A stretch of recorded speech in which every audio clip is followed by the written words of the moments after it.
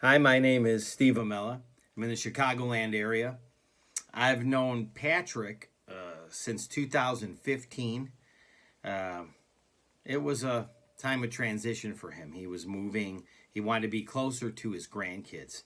So he moved to Woodstock, Illinois. And Patrick and several other friends lived on a farm. So we all lived in this big farmhouse. We actually had two farmhouses right out of Woodstock, Illinois. We called it, well, Patrick called it especially the Bad Husband Ranch, because there was a lot of divorced guys there. And that's the name Patrick came up with, and even created a fan page on Facebook. Um, you know, it's still there. Facebook has the Bad Husband Ranch, and there's a picture of Patrick and his grandkids on there. And it's funny because a lot of people actually go and want to join. Patrick wasn't planning on staying there a long time. That he was on the farm, just kind of transitioning. He eventually wanted to go closer to town, move in with his, or closer to his grandkids, because he could see them more and everything like that. Plus, he does a lot of business in the city of Chicago, so there's public transportation there. Most of his customers are still, in the city limits, so you can take the Metro train right down there. Made sense for him. In 2016, Patrick was diagnosed with prostate cancer, and my dad had that, and it's just he didn't want Patrick didn't want anyone to know. He didn't want anybody to worry about him. He doesn't still really doesn't want anybody to worry about him. So he always used humor. He always made fun of himself. That wasn't so great. The urologist in the colleges recommended radiation for his to lower all that. Well, Patrick was given about 30 rounds. That's a lot of radiation to his pelvis area. Once again, the testing to see if the PSA levels are going to drop or not. That indicated that cancer was still in his system. So, after getting a bone scan, then doctors have said the cancer had metastasized. It is giving him bone cancer. Uh-oh. Now he's got bone cancer, which is common of prostate cancer patients. And the problem is there's really no cure for bone cancer. Patrick went for another 20 rounds of radiation, 6 rounds of chemotherapy, 5 surgeries, and now fusion to fix the cracked C2 in his neck. It was caused by the presence of bone cancer. Patrick never wants anyone to feel sorry about him, and very few people up till now know even that he's going through this. His close family and friends do. They know what he's going through. But I know he's been going through a lot because he's been my friend the whole entire time that this has been going on, almost from start to now. The operations that he's having now, the spinal fusion. Eeks. So anyone who cannot... anyone who meets him can't even believe he has cancer because he jokes around, he laughs.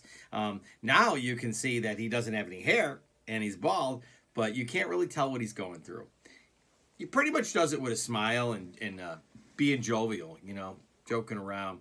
Doesn't try to stop cancer from letting him continue living, especially if you have a diagnosis like that and you realize that things might not be forever.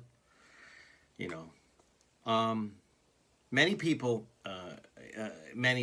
want, really tried to help him in a support group.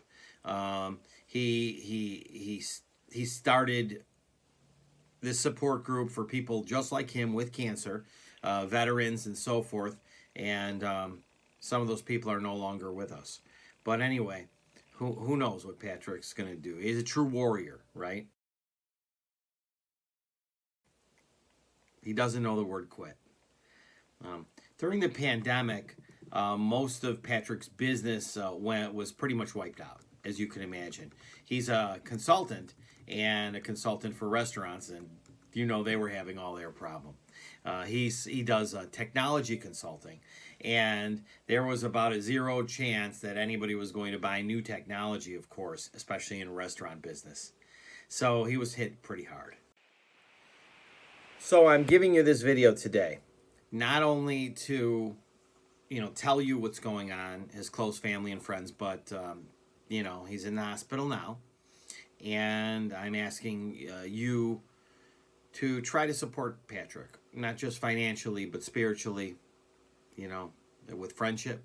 That's pretty much what he's told me is most important to him at this point in his life.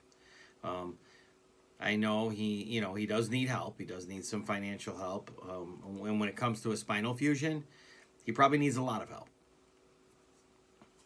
He's going to spend the next couple weeks, I think, at least 2 weeks or so. But he's trying to get help, which is some in-home cleaning care or transportation or anything that financially could pay for those services or help him in any way. He's looking under every rock he can for programs and things of that nature.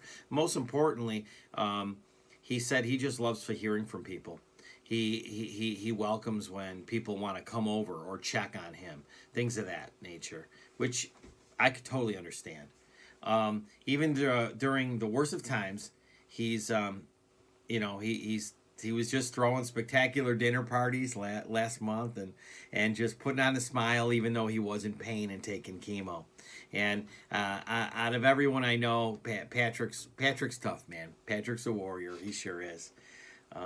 So please wish him well. Let him know that you're thinking of him. That's most important.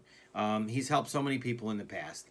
He's rough and tough a lot of times, but the guy truly, truly, truly, he doesn't, he wants the world to remember him in a very good way, right? And he's helped so many people during the past, including me. And he's helped me, and he doesn't know the word no. You try to tell him no, Patrick won't buy it. He doesn't know word no. So when somebody's asking for help, he's always there. And so I'm just giving you this to let you know what's going on. If you can help him, you can call him, you could check on him, you could help him out with some bills or anything. Everybody, all of us are here. We are brother's keepers. And being our brother's keeper, that means whatever whatever you can, I guess. But now and then in the whole world, everybody needs a little help. And I think this is Patrick's time. Thank you.